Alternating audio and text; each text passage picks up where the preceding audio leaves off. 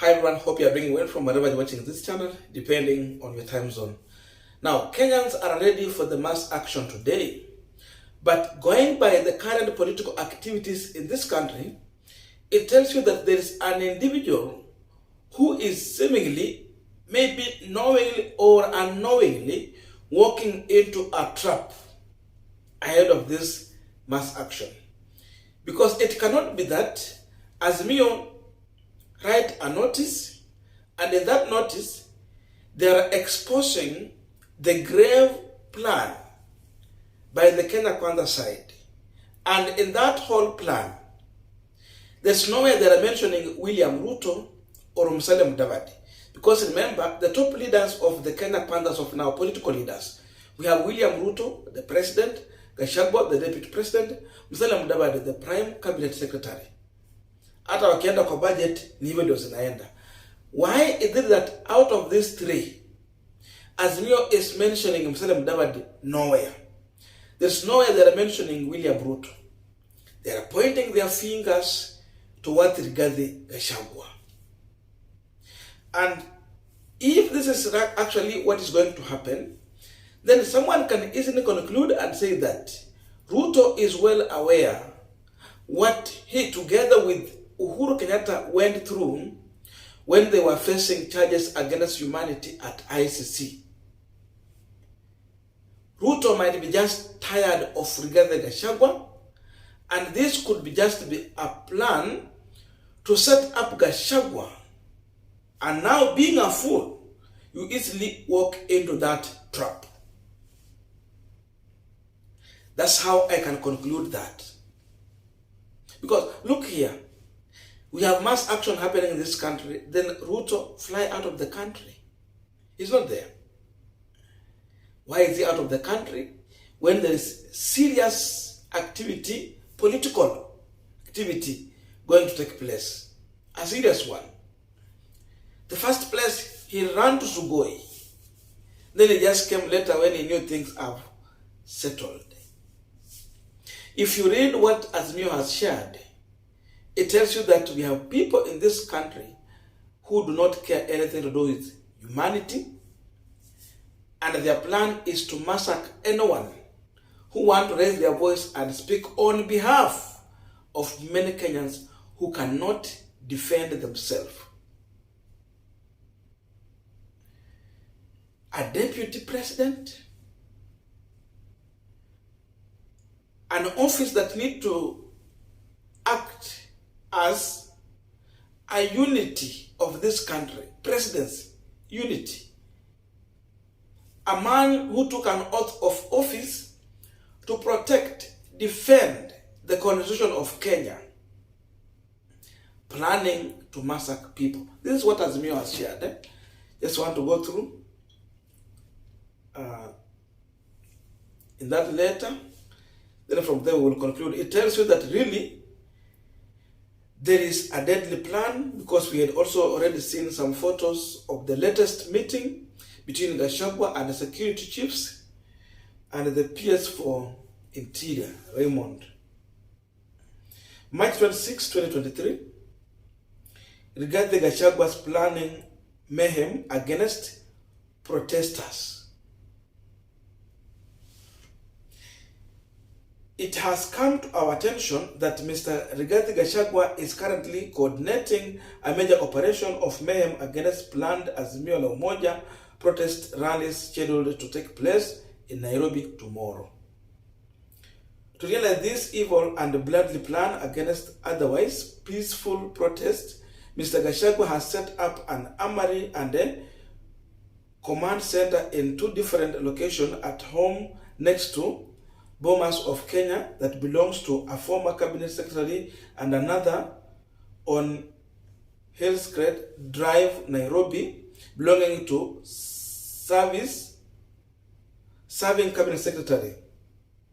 These two homes are currently being stocked with all sorts of modern and cruel weapons, including guns, panga, and machetes for the said operation. Hey. These weapons are being ferried to venue in vehicle camouflaged as St. Mary's ambulance. Really? Some of the vehicles deployed for this operation are, now they are even mentioning the identity of vehicles: KBQ 721J, KAZ 432F, and KBM 771Z, among others. The same cruel weapon and forces uniform are being dispatched to up-country location in Western and Nyanza, where youth have been booked in hotels with instruction to target specific Azimio leaders. I think Raila can see far. Walisema what Raila can see when he's sitting, a man or a youth cannot see even when they're standing or when we're on top of a tree. Because the claim from Azimio is not just coming now.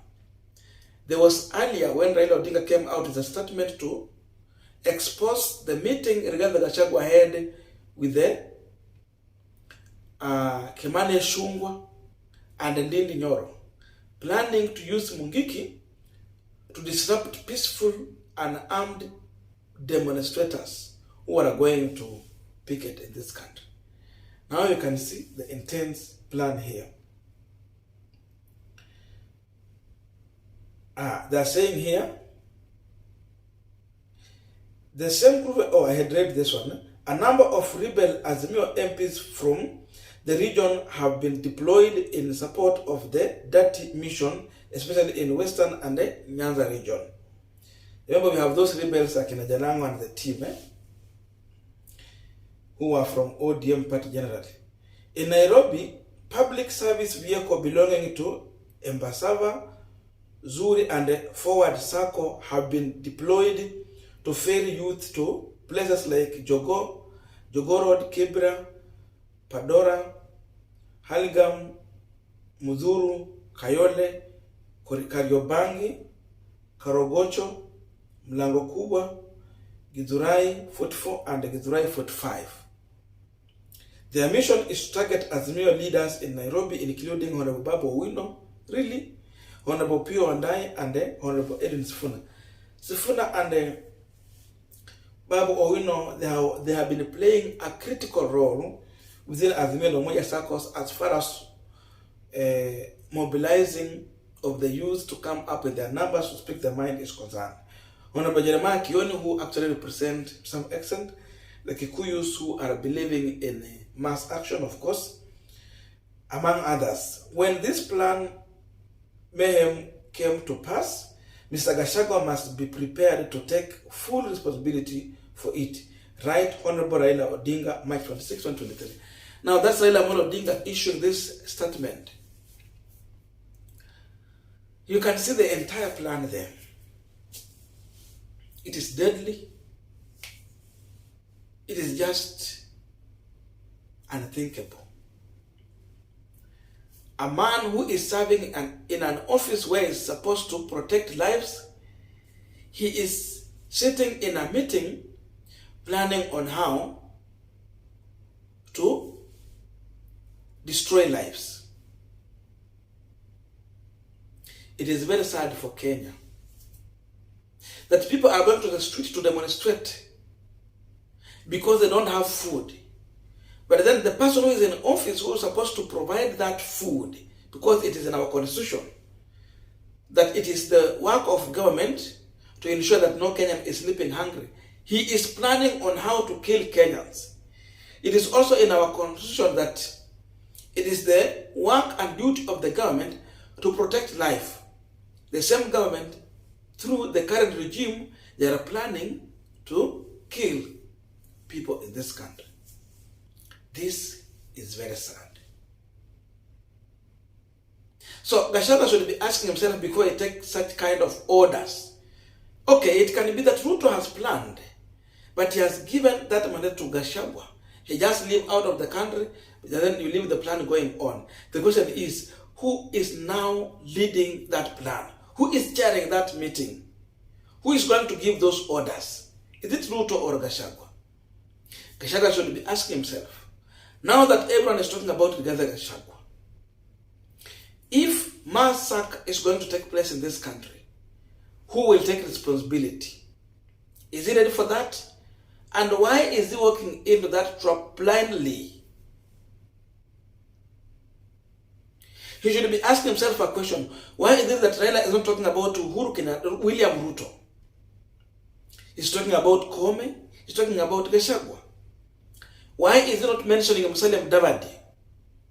Because those are the 3 top senior principals in Kenya Kwanza government. Why everyone focusing on Gachagua? And Gachagua has been loud and clear, talking about how he's going to deal with Raila Amolo Odinga. So, at one point, Mungiki was silenced in this country. It's like Gachagua using other people, according to the information we are having now from Azimio.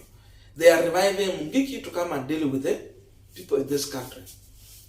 So they want to turn that issue, the perception that they had created earlier, that there is a bad blood between the Kikuyu and the Luos. So Gachagua is trying to revive that through Mungiki.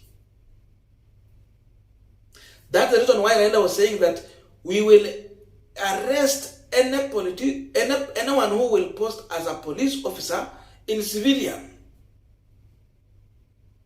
We know even in 2017, Mungiki was dressed in a police uniform to go and kill people in Nyanza region. There were such kind of allegations.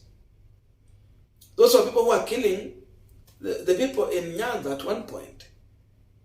So today they might be dressing the same people in that uniform. Because Raila is talking about the uniform being carried in an ambulance. Someone is walking into a trap blindly. He should prepare to carry the cross.